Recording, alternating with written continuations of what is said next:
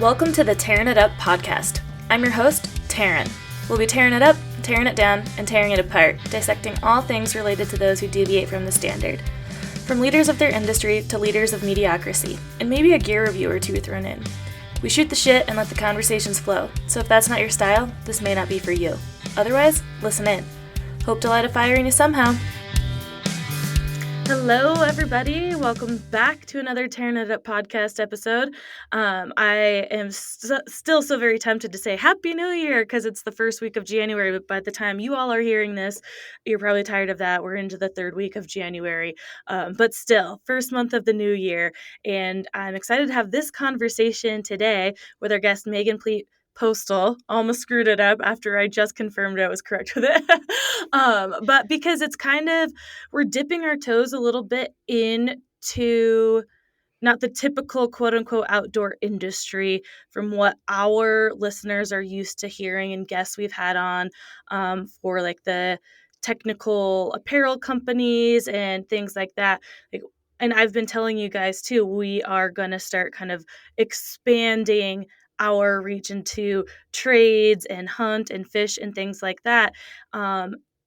All of these, I think, serve our audience because all of you out there listening are just powerful women yourselves. And I think we just need to continue to hear from more powerful women in all these spaces that are typically known to be more masculine. More men are in these industries, but there are women out there. There are women who've been doing it for a very long time. And I just want us to all know we're out there. We can be in any space we want to be in. And I'm excited to hear about what you're doing, Megan, in this space. So we always like to start off by asking our guests where you actually are physically in the world while we're recording today. I am physically in the world in upstate New York, south of the Adirondack Mountains. If anybody's familiar with the blue line, I'm on that. That's the figurative line around the mountain range. So that's where I am based. And it's super snowy and it's like 9 degrees. And over the weekend, we got 6 feet of snow. So it's like the thick of winter. Oh my gosh. Yeah, I got a couple feet of snow Friday night.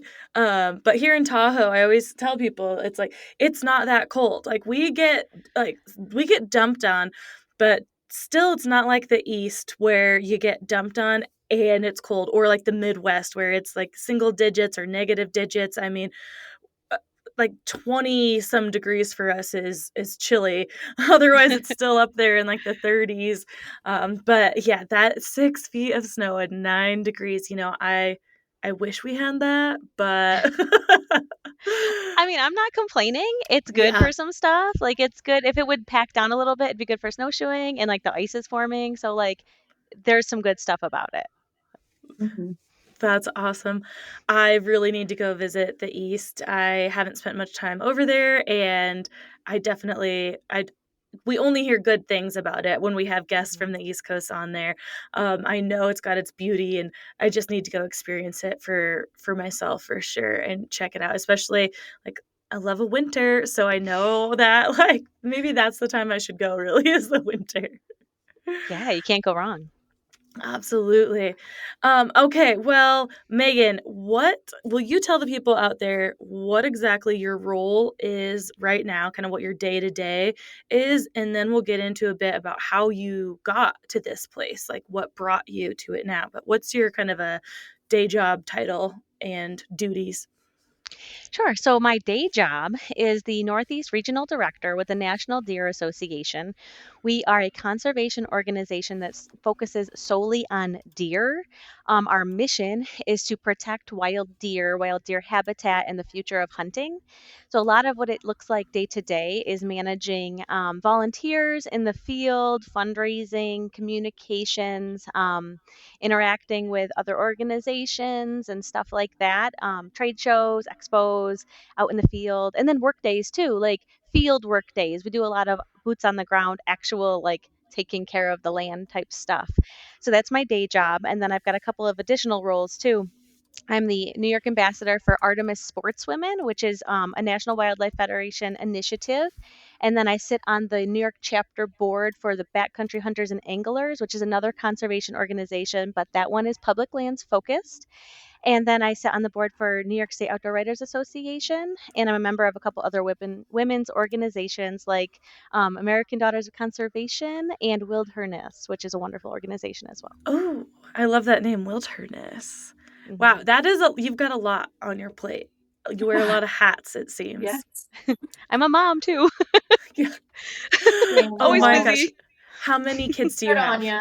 I have one perfect daughter. Oh, I love that. Oh, and a daughter, so you just get to kind of Hmm. pass off all of these things that you're doing to her and see it come through in the next generation. That's really, really cool.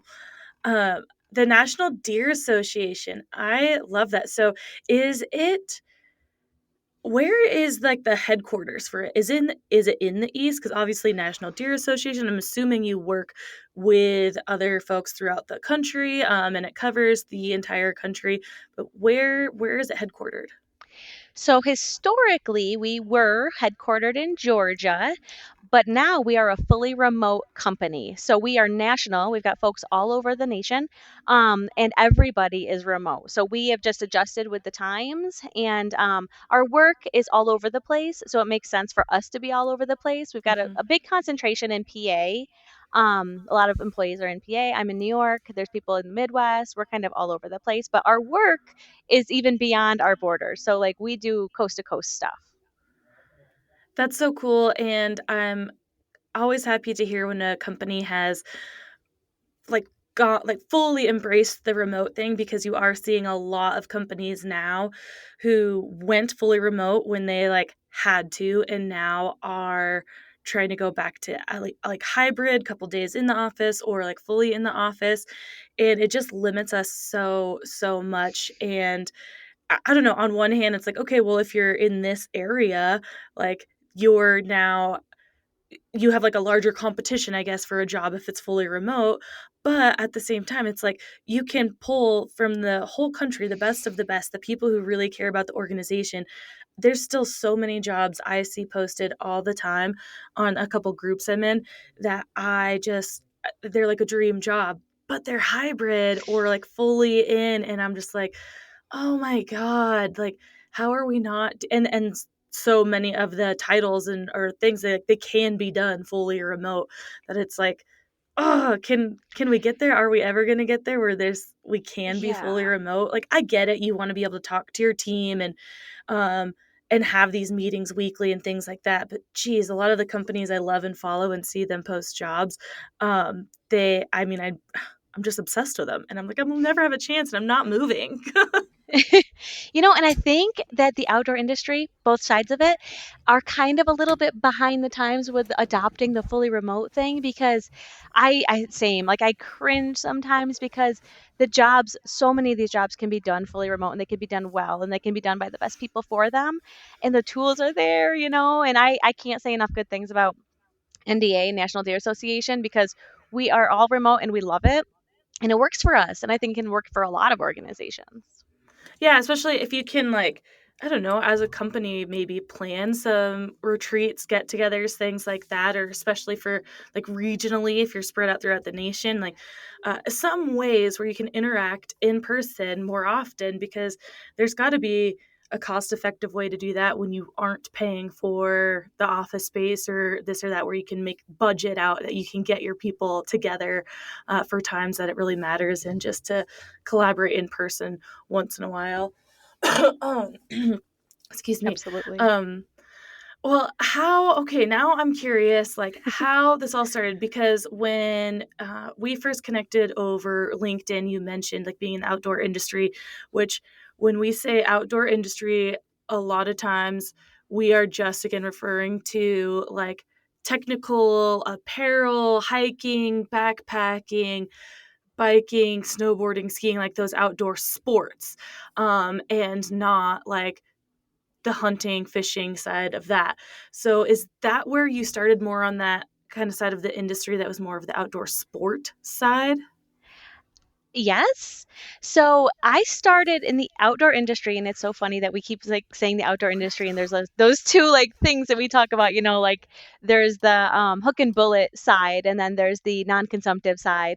But I did always, every portion of the industry that I've been deeply involved with has been hook and bullet. I started as an outdoor journalist. So before I was in the outdoor industry, I was in journalism. That was my trade. That's what my degree is in.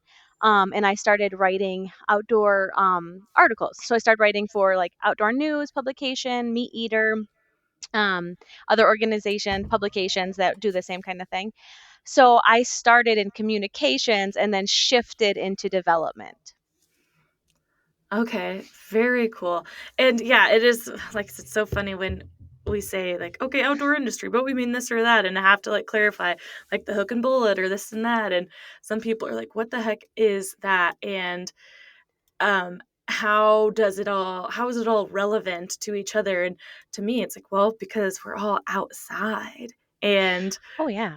and we're also a lot of the gear can be crossed over as well, like or even just the technical side of it, right? They're using the same kind of technology to build this gear to go sit outside in like cold weather, the snow, to like hunt like fish, whatever. So it's like the aesthetic is different for sure, but the technical side of it is like there, and you're doing the same kind of thing. That it's just weird that it's so separated. And I'm curious, like, if you've had any, just being in the journalism field or anything like that, if you've had to deal with any kind of pushback, if you have been a person who's been trying to like spread, like open this up into different worlds of the industry. Have you had any experiences like that? Yeah, so it's funny because there's so much overlap, and I feel like a lot of people who are on one side, a lot of times we are like on both sides because our interests overlap. And when I started writing specifically in the outdoor industry, I was writing for a couple of publications, and one of the publications kind of was an overlapping publication. So we would cover, it was Wide Open Spaces, what I used to write for, and we would cover, you know, the latest trail cameras or the best firearms for XYZ, but we would also cover like, you know, what are the best hiking boots for whatever. But like it was such a vast amount of topics that we would do both things. And I did like 50-50, wrote granola, wrote gun stuff. And it's so funny because a lot of the comments that we would get on like our more hook and bullet type content would be from people who didn't, agree with it or whatever, but they're listening or not listening, they're reading, they're absorbing content from a website that does both, just proving there's so much overlap. And then another funny thing on this is, so in journalism we have writers associations, right? Every industry has this, but we have these, and there's a couple really big national ones. There's OWAA, there's PALMA, there's Aglow. And what they diverge as well. So a lot of them have overlap, but they're also very specific. Like there's certain organizations that writers who do more non-consumptive content, they fit in those organizations better. That's kind of what that organization caters to. And then there's other organizations that cater to a consumptive writer's content. So it's very interesting, and it's so interesting to me that a lot of the members of these organizations are the same members, but it's just like certain content fits in this bubble and then other content fits in the other bubble. And it's like the same thing with just, like you said, products, purchasing. So many of the products that I purchase, are for a certain activity, and I'm the same person, but I'm also Mhm. purchasing items from non-consumptive activities. So like it's people are multifaceted, and the people in our industry are multifaceted, and I think that's really important to remember. And also just the our motivations are really really similar for getting out there. Our activities might be different, but the activities that we are participating in, they might change from one point Mhm. of our lifetime to the next. So we're never really like on one side of the spectrum or not. So I think that's important to remember. I think that's a really good point. Like we say all the time how multifaceted we are just as humans, but also the fact that we change like day to day, week to week, month to month, year to year. Our interests change for whatever reasons. Like we discover something new, or we're just at a different point in life where maybe I like can't do this as well, and I found another way like to get outside or to do something that is more accessible to me or something like that, whether it's time or like literally physical abilities or things like that. And it's I have definitely been on the side of the fence where I have looked at somebody who has never had an interest in, like, this over here, and then suddenly, years later, they are fully vested in it and 100% now identifying as this person. And I'm like, okay, that's kind of weird and crazy. Like, you were so on this way and now you're over here. But it's like, either way, I should not be judging that person because I know people can change. But it just goes to show that, like, you should be open-minded all the time. So maybe you don't like this activity or take part in this over here, but you don't have to talk bad about it or the people that do, because you might one day end up being that person. So I think all of us as a whole, yeah, just trying to not to have those judgments on the things that we don't do, because who knows? We might do them someday. You might become a vegetarian who eats meat, or like vice versa. You might be someone who was against hunting and now you enjoy hunting. You might be a only human powered sport addict to finding like the pleasure of motorized and realizing like, oh, I was fighting this battle this whole time when like it is enjoyable and it's still like I see the other side of it. So I think just overall, yeah, us not being so judgmental on the things we don't do, because just because we don't do them or partake in them doesn't mean like it's bad. It's actually really common in hunting right now. So hunting is growing in general. Well, hunting in general might not be growing, but women's participation in hunting is growing. That segment of participation is growing. And it's a really common theme for women who used to be vegetarians or vegans to evolve and want to procure their own sustenance. I can name a couple people that I know. One of our employees, our director of hunter recruitment, Elizabeth, she used to be a vegetarian and now she has this amazing job in the hunting industry. And she's not alone. I used to be a vegetarian when I was a teenager, and it's not even just me and her, it's super, super common. So I think people's motivations change and Hmm. their perspective changes. And sometimes people just want to be involved in food in a different way, or they want to push themselves in a different way, so that it's super important to remember that yeah, people do change. So yeah. Absolutely. And so that's I'd love to hear more what you just mentioned about being a vegetarian as a teenager, like how you got into the hunting or hook and bullet stuff in the first place. Like, did your family participate in hunting or things? Did you grow up in that kind of outdoor world at all, or where did it all start? Yes, so it's multi-generational. My family on my dad's side, they were all hunters, fishermen, campers, all that stuff. The It was mostly men. Women did, they're busy, like they were in the kitchen and doing what they do. But my dad, when he had me, I was the only kid he had, so he kind of had to make do. And um, so eventually he had a son, but that wasn't for another 5 years. So those first 5 years, though, he took me everywhere with him. I went fishing with him. He took me hunting when I could, and camping and all that stuff. And I just kind of, it was the environment that I was around, so it formed me. But then I grew, and you grow into a teenager and your interests change and you start to expand your horizons. And I got to a point where I didn't believe, in eating meat. And I've always really loved animals. I'm very, very, very soft. I'm very tender-hearted. Empathy is a big thing, I feel. So I got to the point where I had a pet rabbit, like I just couldn't participate in killing and eating animals. It made me too sad. And my father was super disappointed. And like one day he, shot this coyote and he was so proud of it. And I was like hysterical and crying. And oh, I can't believe it looks like it's a German Shepherd. And, I just couldn't handle it.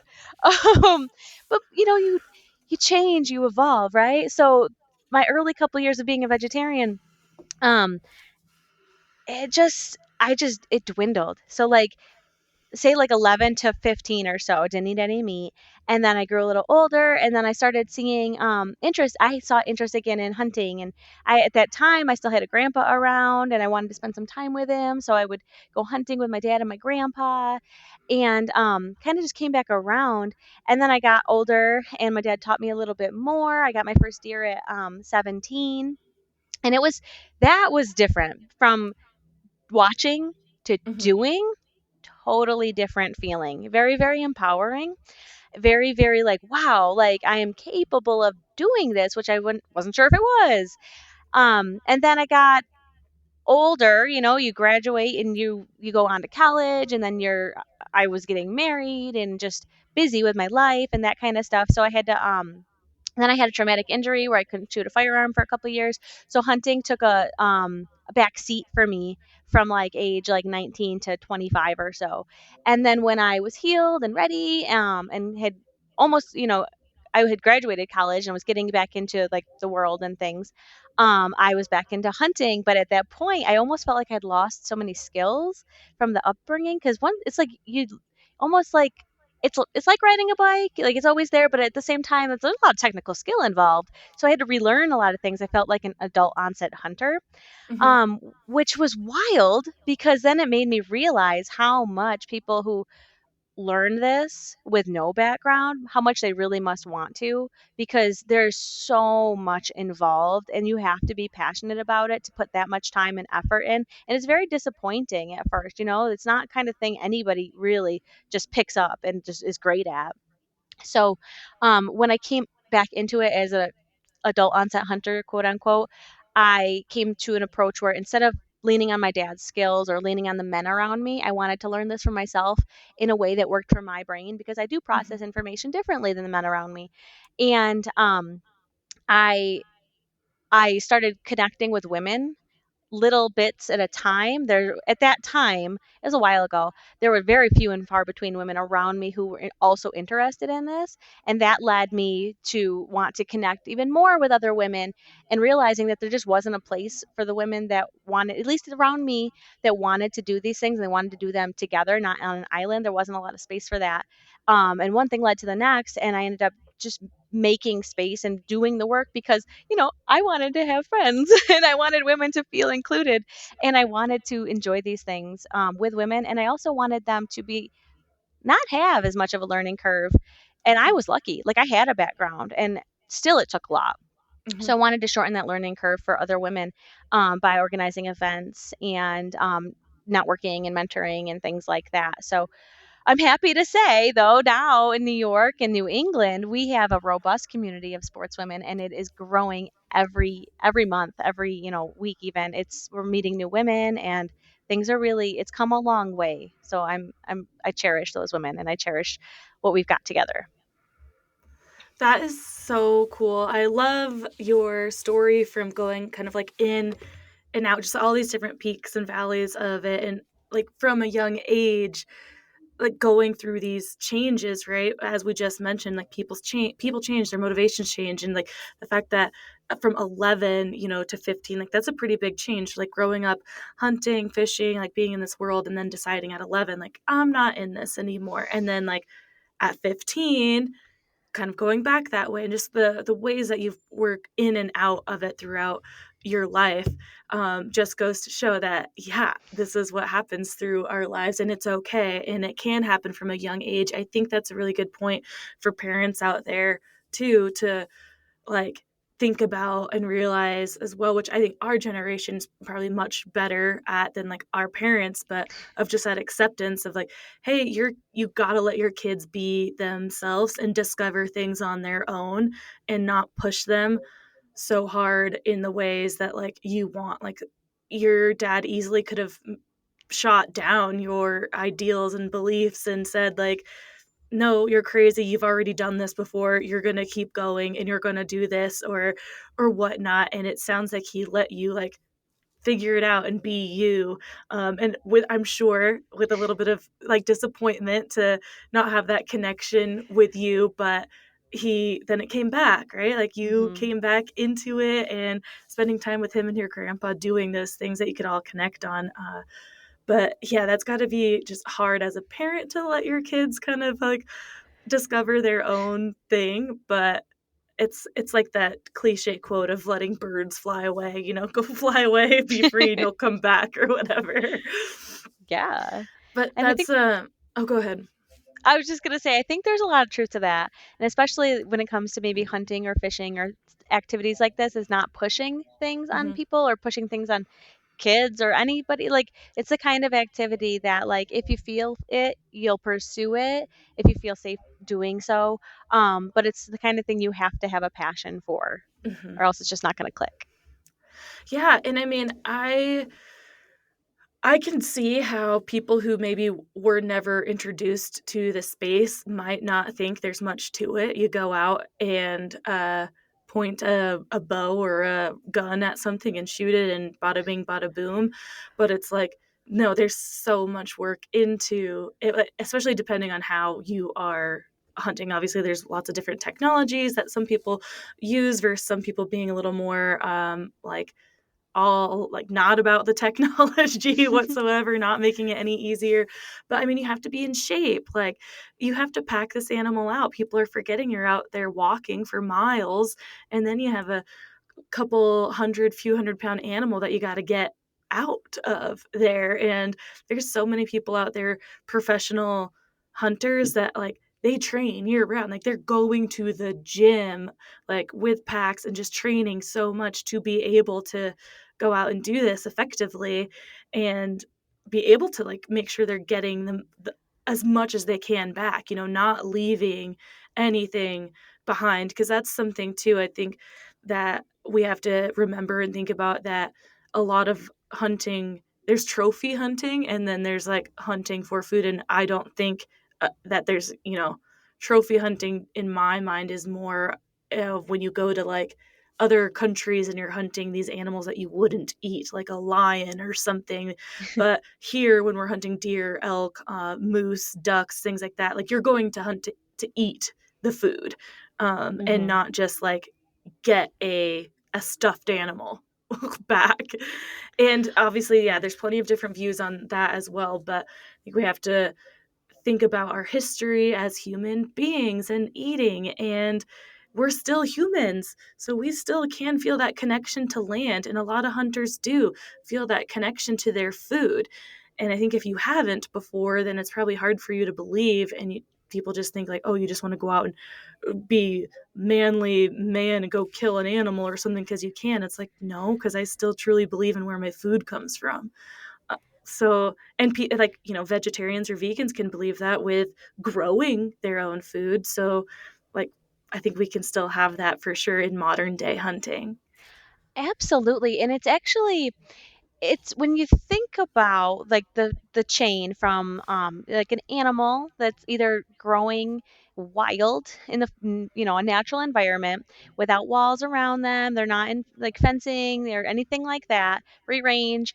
And then you think about like a beef cow being raised in an environment that might not be the best for them. um there's a lot of moral gray area in anything, but the chain for hunting from like field to plate so much smaller. And it's it's so wild to me that like I can be like, for instance, this past season in October, muzzleloader season. It's like close to sunset, it's beautiful day, and I'm sitting with my muzzleloader and I'm listening, to the birds, and I can feel the breeze, and like I'm one with nature and things are great. And then, a doe she's just walking. She's just moseying about her day. She's having a grand old day, and it's like a beautiful time, and she's walking, and I harvested her with my muzzleloader, one shot, clean, 30 seconds, walking to not walking and just being like expired in the bushes. And then um, from that moment to, the next day, she's on the plate, and it's healthy, organic, free range, lean meat. And it's simple. And it's simple in the fact that like it's there's very little from A to B. Not simple in the fact there's a lot of preparation that goes into getting to that point. And it was Right. not simple to get her from at least just physically, because I was all Mhm. by myself. I had nobody around. And to drag her, gut her, get her in my Toyota RAV4, transport her, like the whole thing all by myself. So like not simple in that fact, but simple in the fact of like just moral meat consumption. Like Mhm. it's primitive, but in the best way. Mhm.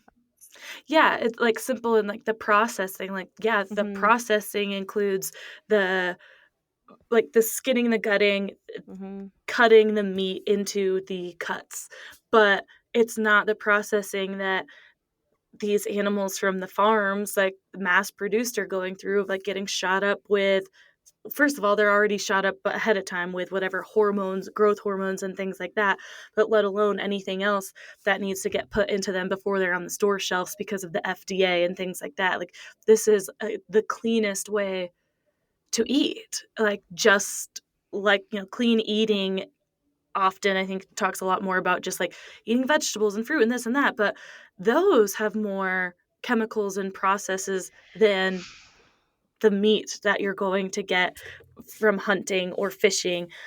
And I just think that there's so much judgment on that world still, on the hunting world, especially these days. I think with just guns in general, that there's so much with gun control and things like that, that of course any talk about a gun feels hard to have conversations, honestly. It feels like I have to be careful about who I even talk to hunting about just because of the the fact that guns are involved. And I mean, I can understand all of people's worries with gun control and things like that, but like I said, it is so crazy what our world has come to that we feel like we can't have a conversation involving it, even though it's something that's talked strictly about safety and the measures that go into hunting that talk about safety and conservation and things like that.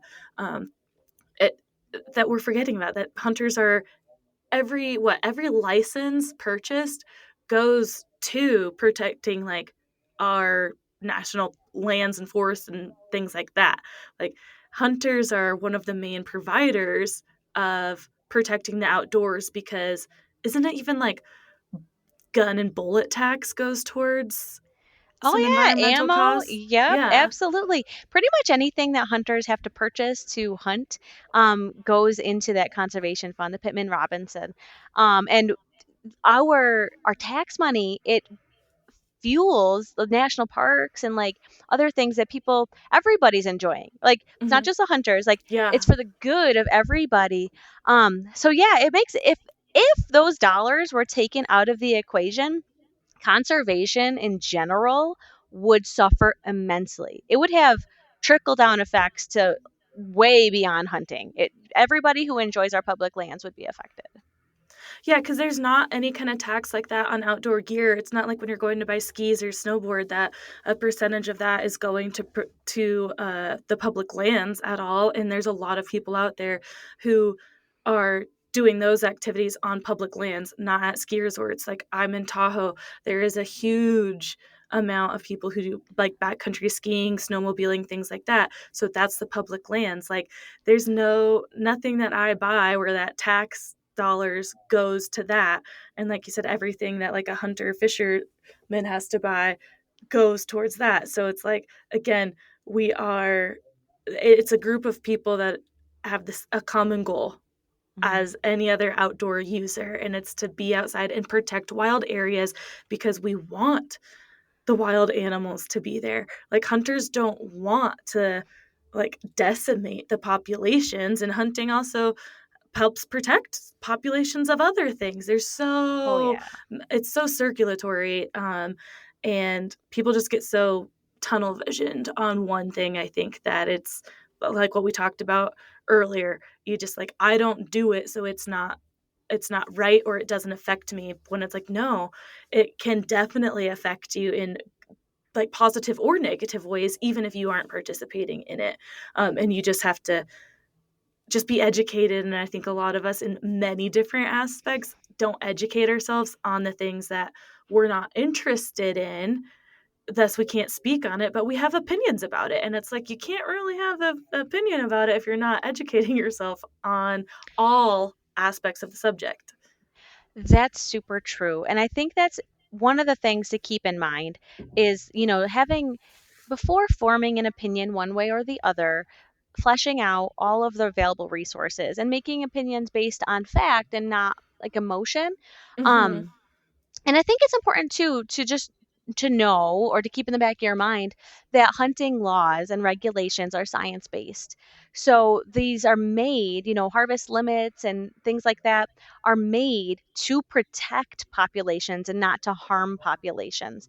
And the wildlife biologists from the DNRs or departments of environmental conservation, those kind of agencies, they do so much work fleshing out these facts and doing data collection on wild animals and making sure all the time every year that the wildlife management plan, so like the available, like how much we can hunt and how much we can participate in harvest, and that all of that is meant to protect populations, to protect habitat.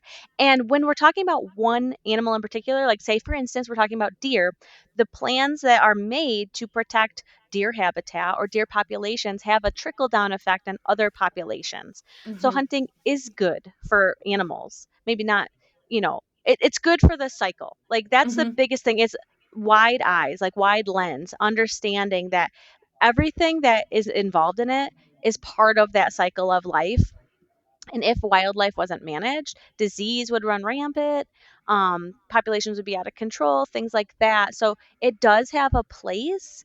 And then just real quick, circling back to like the safe spaces type information or safe spaces type concept, there's a lot of organizations that are doing work actively to make sure that people do feel safe having difficult conversations or participating in activities or places, that firearms are present. There's a lot of education now that didn't exist even half a decade ago for people to be informed and to learn best practices and to learn how to interact with each other in safe and respectful ways. So there's tons of resources out there. I'm happy to recommend some if it's relevant. But yeah, so there's work being done in the hunting industry to make it a safer place for everybody. I love that. Yeah, we would love any links or whatnot you have to that, so we could put them in the show notes for sure. Okay.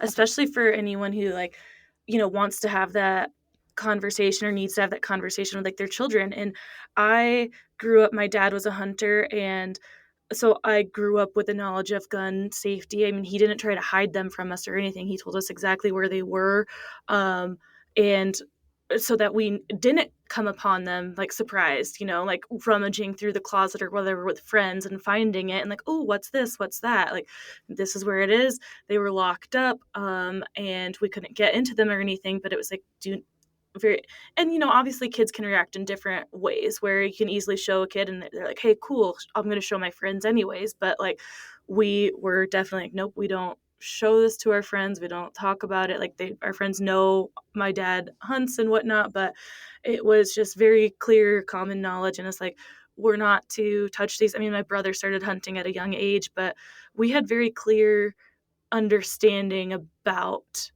the guns in our houses, and that helped us learn about them and stay safe. But like, so you never know, no matter what, kids are, people are different, you just don't know how to do it best.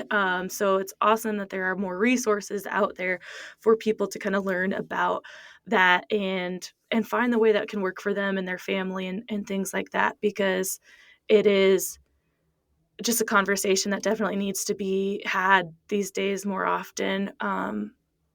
And I think always, because kids get information from other kids no matter what, but now more so because something's always in their faces, with young kids having phones and seeing something that might spark their interest and get them curious. That it's like, how do you have these conversations when you are maybe a hunter and have a young child who you're maybe not teaching that stuff yet?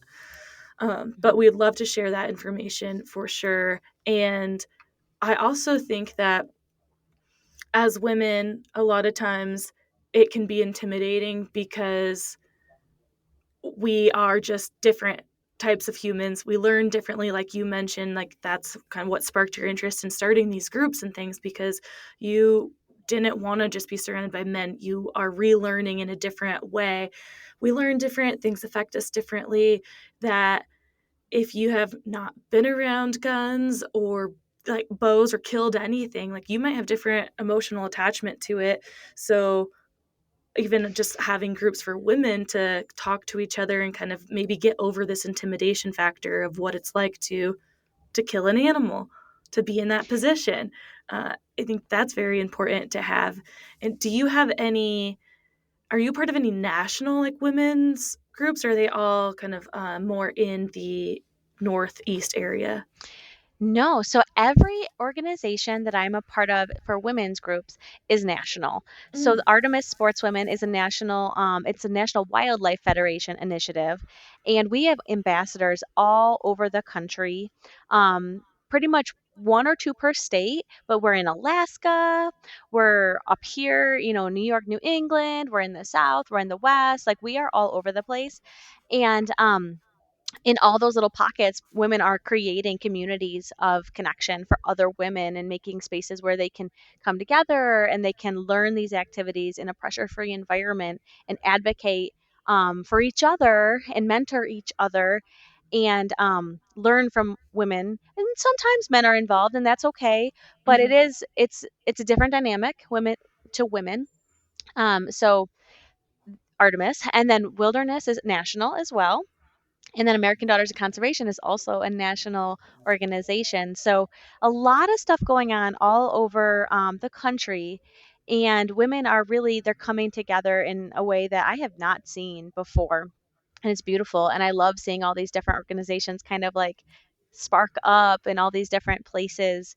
So yeah, it's been really, really rewarding seeing women that are just curious, or they don't have any kind of concept of what to do, but they know they kind of want to learn to do it, and Mhm. watching them grow in capability, and to finally, a lot of them harvesting an animal or feeling confident enough to go out on their own and try to. It's been really great, and I am so grateful for the opportunities that I've had to witness that, and for the relationships that I've been able to build along the way. That's so cool, and it's just amazing to see that there's groups like this to get women out there, because a lot of times we are introduced to things like this, like through our dads, grandpas, brothers, partners, husbands, boyfriends, whatever. And I think that more so now these days, like if you don't have that, you don't have these men in your life who are doing this and you were never exposed to it, but you still want to get out there. But it's like, well, how do I go do that? I want to do it on my own. Like, you may just not have those influential men in your life.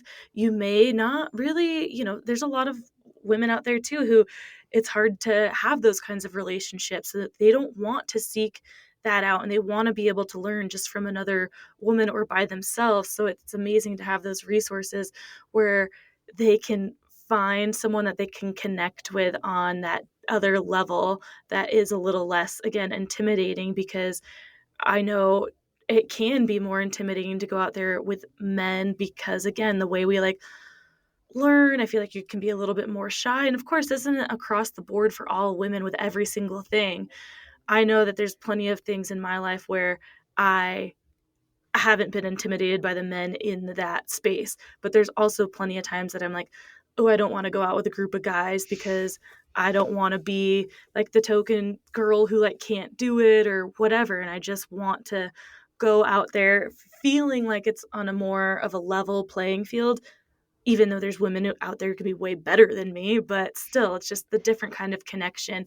And I think, again, just for those women out there who maybe don't have any influence in their lives for this and don't and really want to learn just from other women, they have that and it's there and they can go out and learn it, rather than in years past you just don't do it. Maybe that's Right. the other side of it, is just like not doing it and putting it off until finally you're like, oh, I waited so long and I could have done it myself the whole time. But it's just when you have the support and relatability, it can make all of the difference. And apart from just even like the intimidation of using a gun or a bow or killing an animal, packing that animal out and not being sure of your strength, especially as a, like maybe a smaller framed woman or something, like all these other things, like can I physically even do this, that come into question. So seeing other people do it, it is what helps you get out there and realize you can. I mean, that's what inspires people, is knowing that someone like you can do it. There's always going to be the trailblazer who did it first without having to have that like mentor, but for most of us, we have to see someone like us who has done it before to really light that fire under us and instill that confidence that we can do it. And that energy is Representation matters. it does. Representation matters. It does. Absolutely. And that energy is contagious, right? So, like, Yes. once one woman is inspired by one woman, then she's inspiring other women, and then women are doing things that they didn't know they could do. It's such a good, I love the snowball effect that we're having on Yeah, each other. So, yeah, it's Wonderful. beautiful. absolutely. Just to see women out there in all these different categories, just it can be like from when I was a kid, from all these different kinds of sports or activities, like never really seeing them represented, like knowing, like, yeah, I had a cousin who deer hunted, and I was a wrestler, and I saw people here like few and far between. But now, when you look at the landscape, and that is one of the positives of social media, is actually being able to see more women out there doing these things that, again, you're like, okay, wow, look at, we're out there.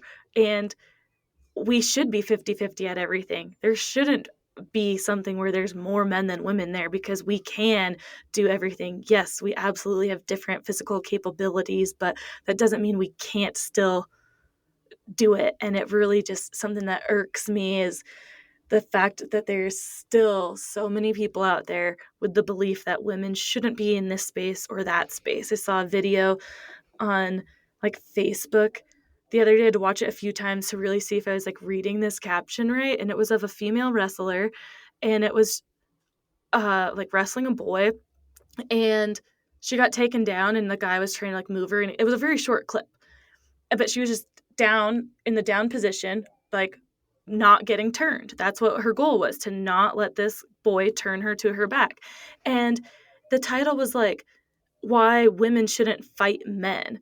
And all the comments were nasty old men saying, like, look at the way she looked back at him. She wanted it. She wanted to be in that position. Like, that's what she's trained for, is being put in that. I'm like, this is a like 12-year-old girl, and you Mhm. old men are saying that that's the position she belongs in or wanted to be in. Like, you don't understand the sport at all, first of all. And like, how can you comment on a child like that? It's just like, when which I'm still sure happens a lot, but saying like, if a woman is attacked or something, like, and they saw what she was wearing, it's like, oh, she welcomed it. It's like, Hmm. this is insane that people still think that women deserve to be treated less than as human beings and Hmm. shouldn't be in this space because we're just women. It's like, no, are you kidding me? We deserve to be everywhere and anywhere a man can be, and can hold our own in anything. It's still true that women have to be twice as good as any man doing any activity to be viewed half as good. And we're Mm-hmm. going to have to do a lot of work to keep working on that little spectrum. But I mean, having these organizations in these spaces is a huge step in it, to just show that camaraderie there, and that we are there to support each other and to continue to grow. So it's amazing to hear about these, to find out about them, and that you're on the board of these as well. And just like, that's helping it all grow, and helping us empower these women to get out there, empower all of us to get out there, and know that, like I said, there's spaces for us. And as a woman out there listening, if you've ever thought about getting into hunting, fishing, anything like that, and don't have someone to kind of turn to, like, these organizations can be where you can find resources to connect with other women, to get out there and learn and educate yourself and dip your toes in.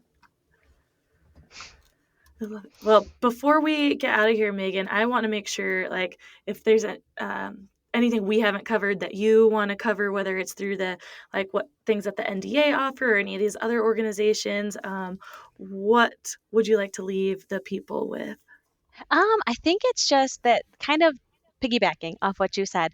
If you have any interest at all, and it doesn't have to be in hunting, it could be in anything, any kind of sport out there. There's organizations for, like, even the organizations I'm involved with, it's not all consumptive. Like, there's activities involved that are hiking, kayaking, foraging, all kinds of stuff. I think the first step is to reach out, connect with other women and just explore.